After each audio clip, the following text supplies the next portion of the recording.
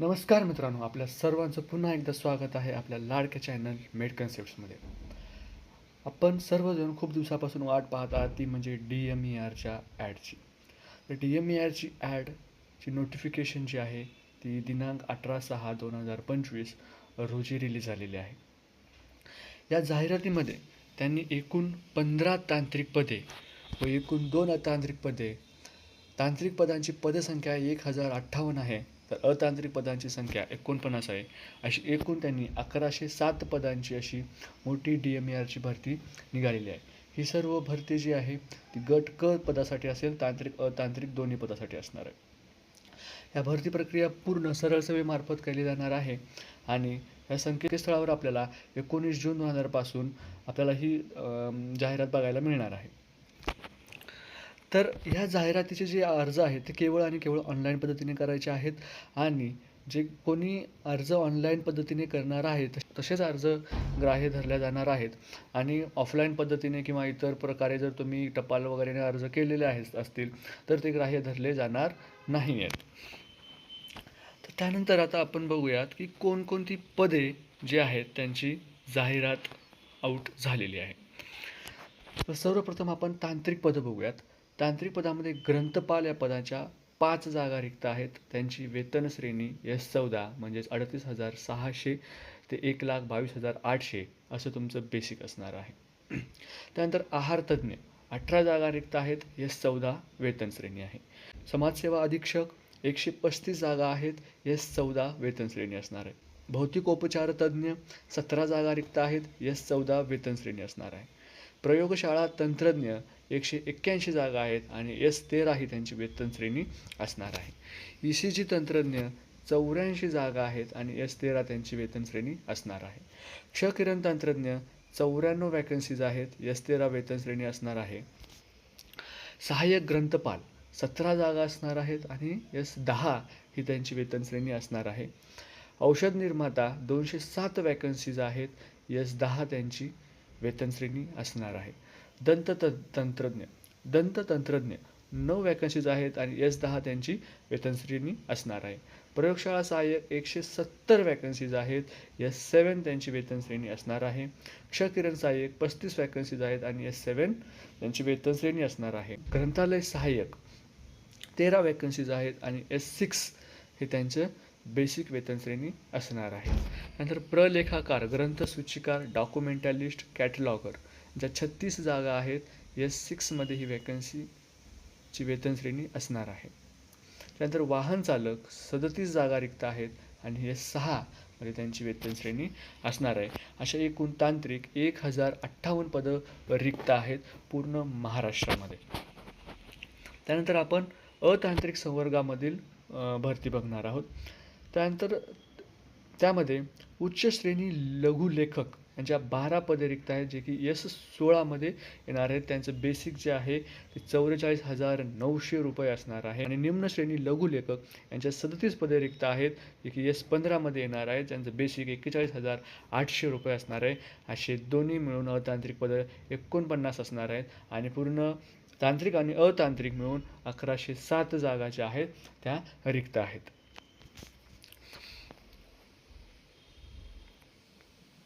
त्यानंतर आपण शैक्षणिक अर्हता बघणार आहोत.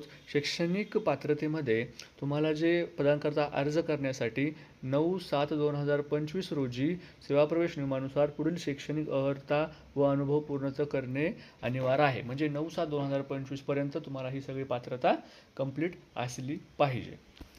तर आपण 1 बाय 1 बघूयात की कोणत्या पदासाठी काय पात्रता आहे. सर्वप्रथम लॅबोरेटरी असिस्टंट म्हणजेच प्रयोगशाळा सहाय्यक यांच्यासाठी BSc in paramedical technology in laboratory ही डिग्री असणं आवश्यक आहे किंवा bachelor of science with physics and chemistry or biology आणि diploma or certificate in laboratory. त्यानंतर त्यांच्याकडे रजिस्ट्रेशन असणं आवश्यक आहे महाराष्ट्र पॅरामेडिकल काउन्सिल ॲक्ट 2011 नुसार. त्यानंतर प्रेफरन्स 1 वर्ष ज्यांचं अनुभव असेल कुठल्याही गव्हर्नमेंट रिकॉग्नाइज्ड हॉस्पिटलमध्ये ज्यांनी 1 वर्ष काम केलं असेल, अशा लोकांना प्रेफरन्स दिला जाणार आहे. याचा अर्थ असा नाही आहे की फ्रेशर्स अप्लाय करू शकत नाहीत. फ्रेशर्स पण अप्लाय करू शकतात, पण ज्यांच्याकडे 1 वर्षांचा एक्सपिरियन्स असेल त्यांना प्रेफरन्स देण्यात येईल. फॉर एक्झाम्पल, फ्रेशर्स आणि ज्याला एक्सपिरियन्स आहे दोघांनाही जर सेम मार्क असतील तर ज्याला एक्सपिरियन्स आहे त्याला अगोदर कन्सिडर करण्यात येईल.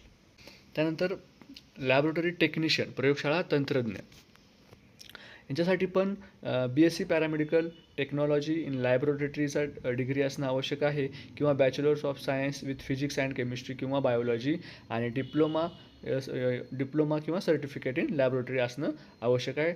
आणि महाराष्ट्र पॅरामेडिकल काउन्सिल ॲक्ट 2011च्या अंतर्गत त्यांचं रजिस्ट्रेशन झालेलं आवश्यक आहे. त्यानंतर यांच्यामध्ये पण प्रेफरन्स दिला जाईल ज्यांचं 1 वर्षाचा एक्सपिरियन्स आहे त्यांना. एक टिप दिली आहे, प्रयोगशाळा तंत्रज्ञ व प्रयोगशाळा सहाय्यक या पदाकरता बॅचलर ऑफ सायन्स व diploma or certificate in laboratory ग्राह्य धरण्यात येईल. ग्रंथपाल किंवा लायब्ररीयन या पोस्टसाठी तुमची पोस्ट ग्रॅज्युएशन डिग्री असणं आवश्यक आहे, आर्ट, कॉमर्स किंवा सायन्समध्ये, म्हणजे तुमचं MA, M.Com किंवा MSc झालेलं आवश्यक आहे. त्यानंतर प्रेफरेबली MSc विथ बायोलॉजी आणि झुलॉजी, जर त्यांना MSc बायोलॉजी आणि झुलॉजीमध्ये जर झालं असेल तर त्यांना प्रेफरन्स दिला जाईल. दुसऱ्या पोस्ट ग्रॅज्युएशन डिग्रीवाले पण भरू शकतात, पण बायोलॉजी किंवा झुलॉजी ज्यांचं MScमध्ये असेल त्यांना प्रेफरन्स दिला जाईल. In addition possess degree in library science from statutory university, म्हणजे एका मान्यताप्राप्त युनिव्हर्सिटीमधून त्यांनी लायब्ररी सायन्सची डिग्री त्यांच्याकडे असणं आवश्यक आहे. ग्रंथालय सहाय्यक, लायब्ररी असिस्टंट, त्यांनी 10वीची जी परीक्षा आहे ती महाराष्ट्र सेकंडरी आणि higher secondary examination board Pune किंवा ICSE CBSE मधून घेतलेली असावी, आणि त्यांच्याकडे 6 महिन्याचा लायब्ररी सायन्सचा जे सर्टिफिकेट आहे ते असायला पाहिजे. त्यानंतर पुढचं पद आहे सहाय्यक ग्रंथपाल, त्यांच्याकडे सुद्धा पोस्ट ग्रॅज्युएशन डिग्री असणं आवश्यक आहे, आर्ट, सायन्स किंवा कॉमर्समध्ये, आणि त्यांची जर BSc बायोलॉजी किंवा झुलॉजीमध्ये जर डिग्री असेल तर त्यांना प्रेफरन्स दिला जाणार आहे, आणि त्यांच्याकडे कमीत कमी 6 महिन्याचा लायब्ररी सायन्स यांचं सर्टिफिकेट असणं आवश्यक आहे. त्यानंतर ECG टेक्निशियनसाठी BSc paramedical technology in cardiology or bachelors of science in paramedical technology in cardiology ही BScची डिग्री असणं तुमच्याकडे आवश्यक आहे, किंवा BSc of science with physics, chemistry and biology and diploma or certificate in cardiology, दोन्हीपैकी एक असणं आवश्यक आहे, एकतर BSc किंवा डिप्लोमा सर्टिफिकेट इन कार्डिओलॉजी. त्यानंतर तुमचं महाराष्ट्र पॅरामेडिकल काउन्सिल ॲक्ट 2011च्या अंतर्गत तुमचं रजिस्ट्रेशन झालेलं आवश्यक आहे, आणि प्रेफरन्स दिला जाईल ज्यांच्याकडे 1 वर्षाचा एक्सपिरियन्स मिनिमम आहे गव्हर्नमेंट रिकॉग्नाइज्ड हॉस्पिटल्समध्ये. टिप दिलेली आहे, ECG तंत्रज्ञ या पदाकरता बॅचलर ऑफ सायन्स व diploma or certificate in cardiology ग्राह्य धरण्यात येणार आहे. त्यानंतर आपण बघणार आहोत आहारतज्ञ, dietitian, BSc home science degree from recognised university. BSc home सायन्समध्ये तुमची डिग्री असली पाहिजे, एका मान्यताप्राप्त युनिव्हर्सिटीमधून ती डिग्री कंप्लीट झालेली पाहिजे. त्यानंतर degree equivalent to BSc home science will not be considered, म्हणजे दुसऱ्या ज्या समकक्ष डिग्रीज आहेत BScच्या, फॉर एक्झाम्पल BSc तुमची केमिस्ट्री, फिजिक्स, बायोलॉजी असं असेल तर त्या ग्राह्य धरण्यात येणार नाहीत. BSc होम सायन्स हीच डिग्री आहारतज्ञ किंवा डायटिशियन या पदासाठी ग्राह्य धरण्यात येणार आहे. त्यानंतर औषध निर्माता, हॅव पास्ड HSC म्हणजेच 12वी फ्रॉम किंवा other required examination from recognise by government, म्हणजे शासकीय मान्यता असलेल्या कुठल्याही संस्थेमधून 12वी किंवा त्याच्या समकक्ष एक्झाम त्यांनी दिलेली असावी. त्यानंतर त्यांच्याकडे डिप्लोमा किंवा डिग्री असावी फार्मसीसाठी, B.Pharm किंवा D.Pharm असावं, आणि त्यांच्याकडे त्यांचा जो रजिस्ट्रेशन आहे फार्मसी ॲक्ट 1948च्या अंतर्गत त्यांचं रजिस्ट्रेशन केलेलं असावं. त्यानंतर आहे प्रलेखाकार, ग्रंथसूचिकार, डॉक्युमेंटलिस्ट किंवा कॅटलॉगर, त्यांनी त्यांची 10वी व 12वीची एक्झाम पास केलेली असावी, आणि त्यांच्याकडे 6 महिन्याचा लायब्ररी सायन्सचा सर्टिफिकेट असणं आवश्यक आहे. समाजसेवा अधीक्षक, सोशल सर्व्हिस सुपरिटेंडंट मेडिकल, यामध्ये पात्र विद्यार्थ्यांनी पोस्ट ग्रॅज्युएट डिग्री असायला हवी त्यांची सोशल वर्कमध्ये, आणि त्याच्यामध्ये त्यांनी फील्ड वर्क केलेलं असावं एका मान्यताप्राप्त युनिव्हर्सिटीमध्ये, किंवा post graduation degree in social work with field work from an open or distance university recognise by the university grant commission. म्हणजे मान्यताप्राप्त विद्यार्थ्यापासून त्यांनी ओपन युनिव्हर्सिटीमधून केलं असेल तरी चालते, डिस्टन्समधून केलं असेल तरी चालते आणि रेग्युलर असेल तरीही चालणार आहे. त्यानंतर एक्सरे टेक्निशियन. एक्सरे टेक्निशियनसाठी पात्रता जी आहे ती त्यांनी bachelor of paramedical technology in radiography और BSc in paramedical technology in radiography ही त्यांच्याकडे डिग्री असणं आवश्यक आहे, किंवा पॉजेस BSc with physics and chemistry और बायोलॉजी अँड डिप्लोमा और सर्टिफिकेट इन रेडिओग्राफी. म्हणजे त्यांच्याकडे BSc फिजिक्स अँड केमिस्ट्री किंवा BSc बायोलॉजी असणं आवश्यक आहे आणि त्यासोबत त्यांच्याकडे जर सर्टिफिकेट इन रेडिओग्राफी असेल तर त्या पदासाठी ते पात्र ठरू शकतात. त्यानंतर ज्यांनी 1 वर्षाचा एक्सपिरियन्स घेतलेला आहे गव्हर्नमेंट हॉस्पिटलमध्ये त्यांना प्रेफरन्स दिला जाणार आहे आणि महाराष्ट्र पॅरामेडिकल काउन्सिल 2011 या ॲक्ट अंतर्गत त्यांचं रजिस्ट्रेशन असणं आवश्यक आहे. त्यानंतर क्षकिरण सहाय्यक यासाठी पण सेम डिग्री आहे. BSc in paramedical technology in radiography असणं आवश्यक आहे, किंवा BSc with physics and chemistry किंवा BSc with physics and chemistry किंवा BSc इन बायोलॉजी आणि सर्टिफिकेट इन रेडिओग्राफी असेल तर क्षकिरण सहाय्यकसाठी तुम्ही फॉर्म भरू शकता. या पदासाठी पण जर तुमच्याकडे 1 वर्षाचा एक्सपिरियन्स असेल गव्हर्नमेंट हॉस्पिटलमध्ये तर तुम्हाला प्रेफरन्स दिला जाईल आणि जर तुमच्याकडे रजिस्ट्रेशन असेल तरच तुम्ही हा फॉर्म भरू शकता. त्यानंतर आहे भौतिकोपचार तज्ज्ञ म्हणजेच फिजिओथेरपिस्ट. यामध्ये तुम्हाला तुमची 12वीची एक्झाम झालेली असायला हवी, त्याच्यामध्ये तुमचं सायन्स असायला हवं.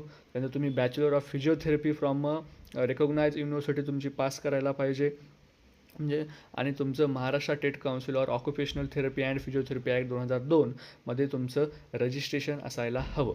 त्यानंतर आहे डेंटल टेक्निशियन. या पदासाठी तुम्ही तुमची 12वीची एक्झाम पास केलेली असावी. त्यानंतर तुम्ही डेंटल मेकॅनिकल कोर्स जो की रेकॉग्नाइज असावा DCI मार्फत, आणि त्याच्यानंतर तुमच्याकडे रजिस्ट्रेशन असायला हवं Maharashtra state dental council under dentist act 1948 या ॲक्ट अंतर्गत तुमचं रजिस्ट्रेशन असायला हवं, तरच तुम्ही या पदासाठी फॉर्म भरू शकता. त्यानंतर तर आपण बघू त्या वाहन चालक या पदासाठी काय काय अटी आणि पात्रता आहेत. तर अर्जदार जो आहे तो 38 म्हणजेच 38 वर्षांपेक्षा जास्त वयाचा नसावा. त्यानंतर should possess a driving licence to drive a light motor vehicle or medium passenger motor vehicle or heavy passenger motor vehicle under the motor vehicles act 1988 issued by the competent licence authority. त्यांच्याकडं एक valid licence असणं आवश्यक आहे. त्यानंतर त्यांनी at least 10वी pass असायला पाहिजेत आणि त्यांच्याकडे ॲटलिस्ट 3 वर्षाचा एक्सपिरियन्स पाहिजे ड्रायव्हिंगचा light motor vehicle or medium passenger motor vehicle or heavy passenger motor vehicle in government, semi government or private institution. Government असू दे, सेमी गव्हर्नमेंट असू दे किंवा प्रायव्हेट इन्स्टिट्यूट असू दे, त्यामध्ये त्यांना मिनिमम 3 वर्षाचा त्यांच्याकडे एक्सपिरियन्स असणं आवश्यक आहे वाहन चालक या पदासाठी. त्यानंतर त्यांना एक बेसिक नॉलेज असलं पाहिजे रिपेरिंग वाहन रिपेरिंगचं, आणि त्यांची जी हेल्थ आहे ती फिजिक आहे ती गुड असली पाहिजे. Have a clean record of driving motor vehicle and possess good health, not clean record of driving vehicle including the following points. त्यांच्याकडे एक ड्रायव्हिंगचं चांगलं रेकॉर्ड असलं पाहिजे आणि गुड हेल्थ असली पाहिजे. त्यानंतर आता क्लीन रेकॉर्ड म्हणजे काय हे त्यांनी दिलेलं आहे. क्लीन रेकॉर्ड म्हणजे काय की त्यांनी कुठल्याही ड्रायव्हिंगच्या रिलेटेड कुठल्याही ऑफेन्समध्ये तो दोषी ठरवला गेलेला नसू नये, किंवा त्याने ड्रग्स किंवा अल्कोहोल किंवा असं काहीतरी एखादा मोटार व्हेकल ॲक्टच्या अंतर्गत जे काही ऑफेन्सेस येतात ते कुठल्याही त्याने व्हायलेट केलेला नसू नये. त्यानंतर त्या ड्रायव्हरमुळे कुठलाही अपघात झालेला रजिस्टर नसू नये. Have a complete knowledge of topography of the concern area and, म्हणजे त्याला तिथल्या तो ज्या भौगोलिक परिस्थितीमध्ये काम करणार आहे त्या भौगोलिक परिस्थितीमध्ये त्यांना रस्त्यांची वगैरे सर्व माहिती असायला पाहिजे, आणि त्या ड्रायव्हरला मराठी, हिंदी आणि इंग्लिश लँग्वेज ही बोलता आणि वाचता आणि लिहिता आली पाहिजे. त्यानंतर अतांत्रिक पदांसाठी आपण पात्रता बघणार आहोत. उच्च श्रेणी लघुलेखक ह्या पदासाठी SSC किंवा इक्वॅलंट एक्झामिनेशन म्हणजे 10वी किंवा त्याच्या समकक्ष त्यांची पात्रता असायला हवी. त्यानंतर त्यांची शॉर्ट हँड स्पीड 120 प्रति मिनिट असायला हवी आणि टायपिंग इंग्लिश 40 आणि मराठी 30 झालेली असायला हवी. त्यानंतर आहे निम्न श्रेणी लघुलेखक. निम्न श्रेणी लघुलेखकसाठी तुमची 10वी पास असायला पाहिजे. शॉर्ट हँड स्पीड तुमची 100 वर्ड्स पर मिनिट असायला पाहिजे आणि इंग्लिश 40 आणि मराठी 30 तुम्ही पास असायला पाहिजे. त्यानंतर आपण बघूया वयोमर्यादा. तर वयोमर्यादा ही सर्वसाधारण सर्व पदांसाठी जे खुल्या प्रवर्ग आहे त्यासाठी 18 वर्ष ते 38 वर्ष असणार आहे. त्यानंतर जे मागासवर्गीय उमेदवार आहेत त्यांना 18 वर्ष ते 43 वर्ष एवढी वयोमर्यादा देण्यात आलेली आहे. पण जर मागासवर्गीय उमेदवार असतील आणि त्यांच्याकडे जर नॉन क्रिमिलेअर सर्टिफिकेट नसेल तर त्यांना हे एज रिलॅक्सेशन लागू होणार नाही. त्यांना 18 वर्ष ते 38 वर्ष हेच एज रिलॅक्सेशन लागू होणार आहे. जे पदवीधर अंशकालीन उमेदवार आहेत त्यासाठी कमाल वयोमर्यादा जी आहे ती 55 वर्षाची असणार आहे आणि स्वातंत्र्य सैनिक आणि जी जनगणना कर्मचारी आहेत त्यांच्यासाठी 45 वर्ष एवढी वयोमर्यादा असणार आहे आणि खेळाडू उमेदवारांसाठी 43 वर्ष वयोमर्यादा असणार आहे. दिव्यांग उमेदवारासाठी 45 वर्ष असणार आहे. प्रकल्पग्रस्त व भूकंपग्रस्तांसाठी 45 वर्ष असणार आहे आणि माजी सैनिकांसाठी पण 45 वर्ष असणार आहे आणि अनाथ विद्यार्थ्यांसाठी 18 ते 43 वर्ष वयोमर्यादा असणार आहे. त्यानंतर आता आपण बघूयात की परीक्षेचं स्वरूप जे आहे ते कसं असणार आहे. हे सर्व पदांसाठी आहे. त्याच्यामध्ये त्यांनी ज्यांना स्किल टेस्टची आवश्यकता आहे त्यांच्यासाठी वेगळा फॉर्मॅट आहे. ज्यांना स्किल टेस्टची आवश्यकता नाही आहे त्यासाठी वेगळा फॉर्मॅट असणार आहे. तुमची जी एक्झाम आहे ती कम्प्युटर बेस्ड एक्झाम होणार आहे. त्यामध्ये तुमचे 100 क्वेश्चन्स असणार आहेत जे की 200 मार्कासाठी असणार आहेत. त्यामध्ये तुम्हाला ॲटलिस्ट 90 मार्क्स म्हणजे 45% मार्क घेणे आवश्यक आहे. 45%च्या कमी मार्क असतील तर तुम्ही क्वालिफाईंग नाही आहेत. म्हणजे क्वालिफाईंगसाठी तुम्हाला ॲटलिस्ट 90 मार्क घेणं गरजेचं आहे. या एक्झाममध्ये कुठल्याही प्रकारचा इंटरव्ह्यू होणार नाही आहे आणि एक्झाम जी आहे ती शिफ्टनुसार होणार आहे. त्याच्यामुळं नॉर्मलायझेशन हे होणार आहे. नॉर्मलायझेशन हे कंपल्सरी आहे आणि सर्व पदांसाठी नॉर्मलायझेशन हे होणार आहे. त्यानंतर ह्या एक्झामसाठी कुठलीही तुमची निगेटिव्ह मार्किंग होणार नाही आणि जर तुम्हाला एकापेक्षा जास्त पदासाठी फॉर्म भरायचा असेल तर तुम्हाला 2 वेगवेगळे फॉर्म भरावे लागतील. 2 वेगवेगळे परीक्षा शुल्क भरावे लागणार आहेत. चुकीच्या उत्तरासाठी कुठलेही गुण वजा केले जाणार नाही आहेत म्हणजे निगेटिव्ह मार्किंग नाही आहे. त्यानंतर जे अतांत्रिक संवर्गामध्ये उच्च श्रेणी लघुलेखक आणि निम्न श्रेणी लघुलेखक या आणि व तांत्रिक संवर्गामधील वाहन चालक या पदासाठी 120 गुणांची एक्झाम असणार आहे फक्त आणि बाकीच्या सर्वांसाठी 200 गुणांची एक्झाम असणार आहे आणि या 3 पदांसाठी 120 गुणांची एक्झाम असणार आहे. त्यामध्ये 60 प्रश्न असणार आहेत आणि 80 गुणांची त्यांची स्किल टेस्ट होणार आहे. म्हणजे त्यांना तिकडे काय हे जे लघुलेखक आहेत यांची टायपिंगची टेस्ट होईल आणि वाहन चालक जे आहे त्यांची ड्रायव्हिंगची टेस्ट होईल आणि यानुसार त्यांना ते 80 गुण दिले जातील.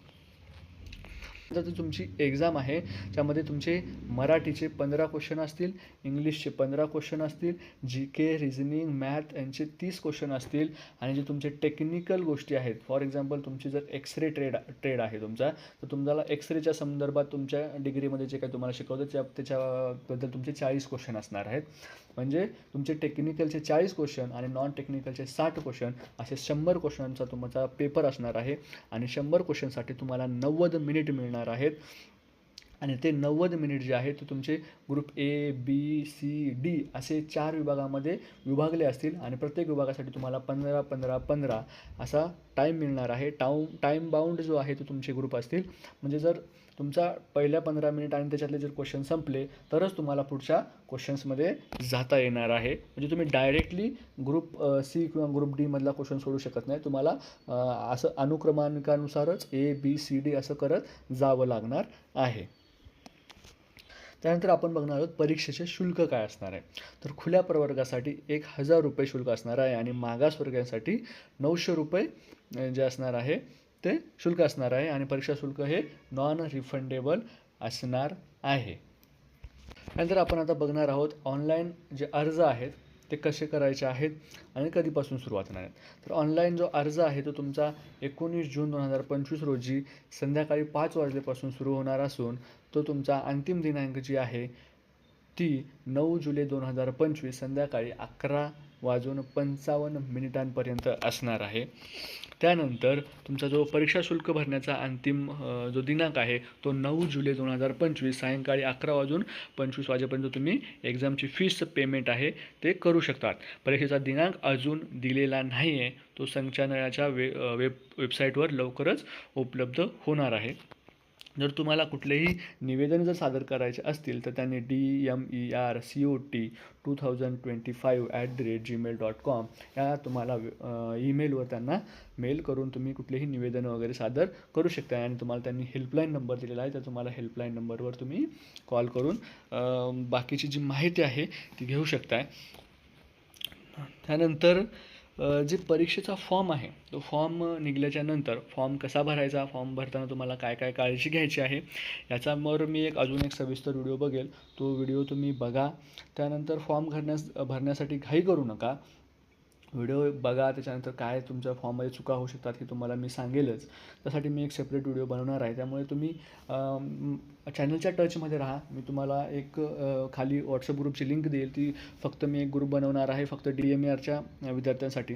त्या ग्रुपमध्ये DMERच्या ज्या एक्झाम आहेत त्याच्याबद्दल मी तुम्हाला एक पूर्ण माहिती देणार आहे. त्यामुळे तुम्ही त्या लिंकवर जाऊन क्लिक करू शकता. आणि जर तुम्हाला व्हिडिओ आवडला असेल तर व्हिडिओला लाईक करा, शेअर करा आणि चॅनलला सबस्क्राईब करायला विसरू नका मित्रांनो. धन्यवाद.